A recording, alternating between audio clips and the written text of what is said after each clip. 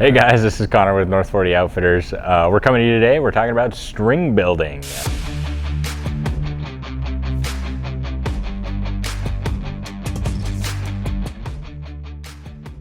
If you need a new string on your bow, some of the things to look for, we've alluded to it in previous videos. You can check those out.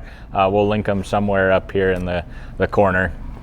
But if you have excess serving separation, string is super duper fuzzy, and it doesn't go away when you wax it, all of that good stuff, it might be time to get a new string.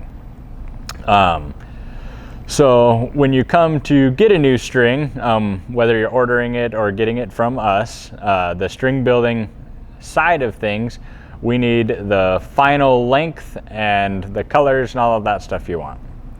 The lengths for your specific bow are normally found on the limbs of that bow. They're usually on a little sticker on either one of the upper or lower limbs, and it'll have all of your links. If it's not there, some manufacturers put it in the owner's manual, and some manufacturers have it on their website on a bunch of different spec sheets. So those are the places that you can usually find your overall string links. Once you know that, you know what colors you want to use, you can come into North 40 and we'll build one for you and get your bow done a lot faster than if we had to order stuff. So we use what I consider to be the highest end materials of 450 BCY 452X is what we use for our string material most of the time. We're dabbling in the new 454 that BCY has came out, but 452X is our go-to as of right now.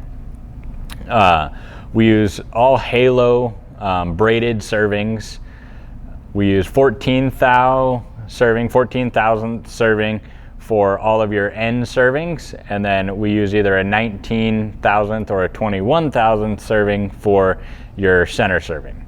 And the reason the center serving is different is because it has to be a little bit thicker for your nocks on your arrows. You don't want it too thick, but you also want it thick enough that the nock will grab onto it. So that's why we use one of those bigger servings.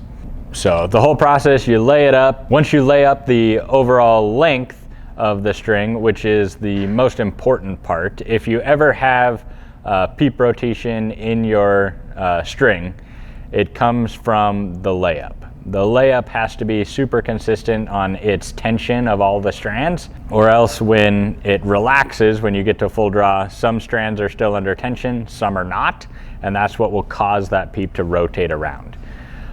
So the layup is the most critical part of building a good string, and that's what we strive ourselves to perfect each and every time we build one, is laying it up with perfect tension on all of the strands before we even begin twisting or serving the string. Once you get through that whole layup process, making sure everything's the right length, it goes on another machine that'll twist it all up to the final length.